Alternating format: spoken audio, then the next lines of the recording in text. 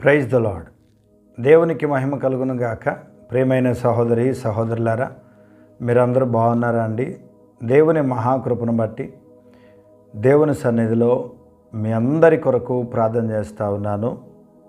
యేసుక్రీస్తు ప్రభువారు 2024 సంవత్సరాల క్రితమైన ఈ భూలోకంలో జన్మించి ప్రతి మానవాళి కొరకు ఆయన రక్తము చిందించి ప్రాణమర్పించి సమాధి చేయబడి ఆయన తిరిగి లేచిన దేవుడుగా ఉన్నారు. కనుక దేవుని బిడ్డలారా, ఈరోజు వరకు కూడా ప్రతి ఒక్కరూ అతి అద్భుతమైనటువంటి దేవుని సన్నిధి అనుభవిస్తూ ఆయనకు ప్రార్థన చేస్తూ ఆయనను ఆరాధిస్తూ ఆయన నామాన్ని మహిమపరుస్తూ కొనియాడుతూ ఆశీర్వదించబడుతున్నారు. అయితే చాలాసార్లు యేసుక్రీస్తు ప్రభువారు ఎందుకు మరణించారు, ఆయన ఎందుకు చనిపోయారు అని ఆ సందేహం చాలామందిలో ఉంది. దేవుని వాక్యంలో ఈ విధంగా రాయబడి ఉంది, చూడండి. రోమాపత్రిక 5వ అధ్యాయము 6వ వచనం నుండి, ఎలయనగా మనమింకా బలహీనులమై ఉండగా క్రీస్తు యుక్త కాలమున భక్తిహీనుల కొరకు చనిపోయెను. నీతిమంతుని కొరకు సహితము ఒకడు చనిపోవుటారుదు, మంచివాని కొరకు ఎవడైనా ఒకవేళ చనిపోవ తెగింపవచ్చును.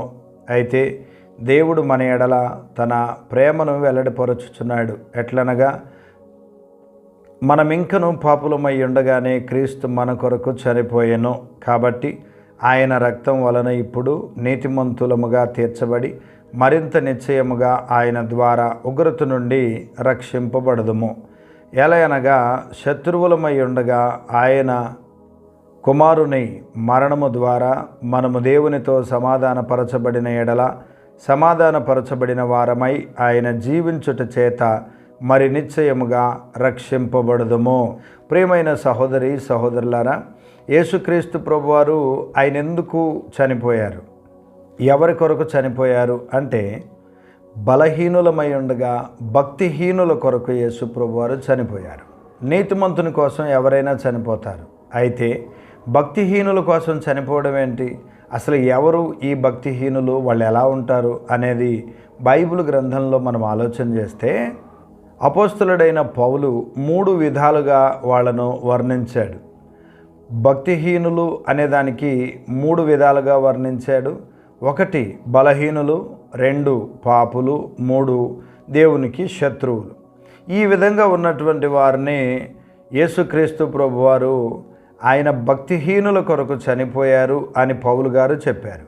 దేవుని మార్గాలను అనుసరించని వారు భక్తిహీనులు అని 2వ సమూయేలు గ్రంథం 22వ అధ్యాయం 22వ వచనాన్ని బట్టి మనకు అర్థమవుతుంది.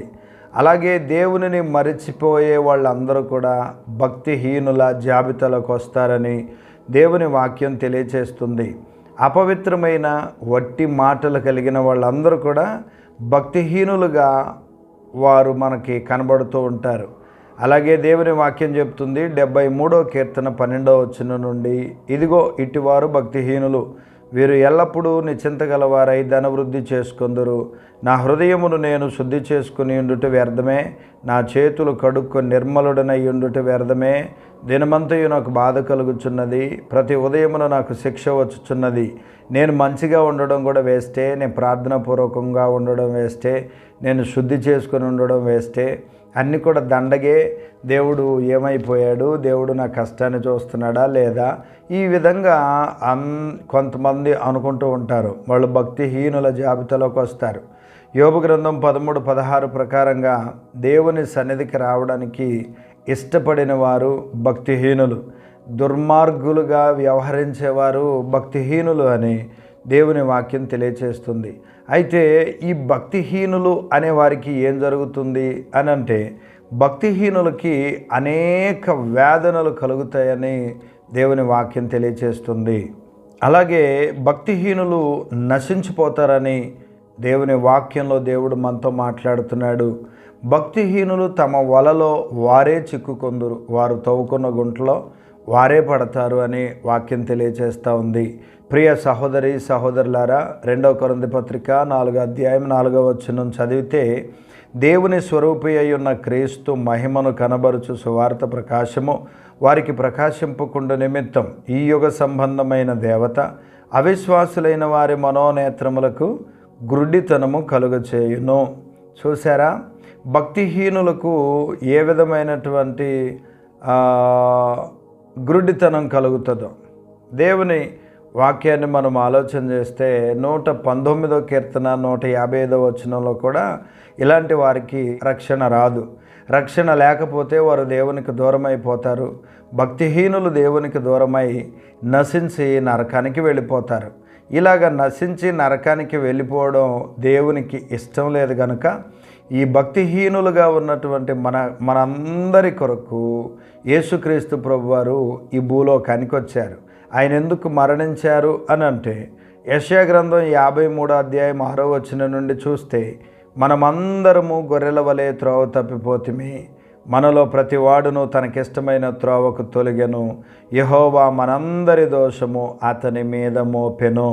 మనం భక్తిహీనులుగా ఉన్నాము. దేవుడిని పట్ల మనం దోషం చేశాము, పాపం చేశాము, అతిక్రమము చేశాము. మన జీవితం బాగలేదు, తీర్పుకు సిద్ధంగా ఉన్నాము, నరకానికి వెళ్ళిపోయేటట్టున్నాము. అందుకని దేవుడు ఏం చేశాడంటే తన కుమారుడైన క్రీస్తు మీద మన దోషమంతా కూడా ఆయన మీద మోపాడు. దేవునికి స్తోత్రం. అతడు దౌర్జన్యము నొందెను, బాధింపబడినను అతడు నోరు తెరవలేదు. వదకు తేబడు గొర్రెపిల్లయు బొచ్చు కత్తిరించు వాని ఎదుట గొర్రెయు మౌనముగా నుండునట్లు అతడు నోరు తెరవలేదు. అన్యాయపు తీర్పు పొందినవాడై అతడు కొనిపోబడెను. అతడు నా జనుల అతిక్రమమును బట్టి మొత్తబడెను గదా. సజీవుల భూమిలో నుండి అతడు కొట్టివేయబడెను. అయినను అతని తరము వారిలో ఈ సంగతి ఆలోచించిన వారెవరు? అతడు మరణమైనప్పుడు భక్తిహీనులతో అతనికి సమాధి నియమింపబడెను. ధనవంతుని యొద్ద అతడు ఉంచబడెను. నిశ్చయముగా అతడు అన్యాయమేమీ చేయలేదు, అతని నోటి ఏ కపటమును లేదు. అయితే ప్రియులారా, ఆయన భక్తిహీనులను రక్షించడానికి భక్తిహీనులతో ఆయనకి సమాధి చేయబడెను అని ఉంది. భక్తిహీనులు ఎలాగ సమాధి చేయబడతారో యేసుక్రీస్తు ప్రభువారు కూడా భక్తిహీనులతో సమాధి చేయబడ్డాడు. అయితే 10వ వచనంలో ఇంకొక అద్భుతమైన మాట ఉంది చూడండి. అతని నలగొట్టుటకు యెహోవాకి ఇష్టమాయెను, ఆయన అతనికి వ్యాధి కలుగజేసెను. అతడు తనను తానే అపరాధ పరిహారార్థ బలి చేయగా అతని సంతానము చూచును. అతడు దీర్ఘాయుష్మంతుడగును.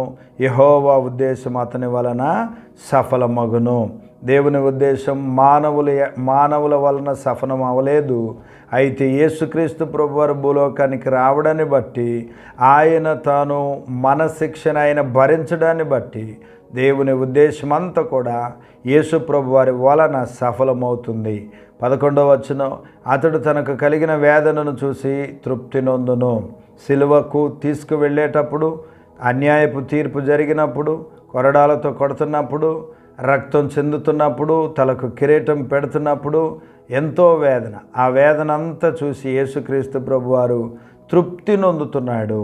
ఎందుకంటే ఈ ప్రజలందరి మీద ఉన్న దోషం నేను భరించాను కనుక వీళ్ళందరూ కూడా ఇక మీదట నా తండ్రి దగ్గరికి వస్తారు, అందరూ కూడా సమాధానం పొందుతారు అన్నటువంటి ఆ ఆలోచనతో యేసు ప్రభువారు తృప్తి పొందుతున్నారు. నీతిమంతుడైన నా సేవకుడు జనుల దోషమును భరించి తనకున్న అనుభవ జ్ఞానము చేత,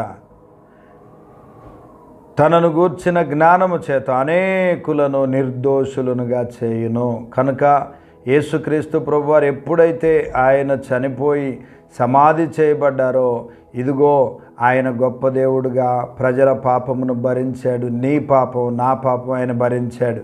ఆయన చనిపోయింది మన కొరకే, భక్తిహీనుల కొరకు.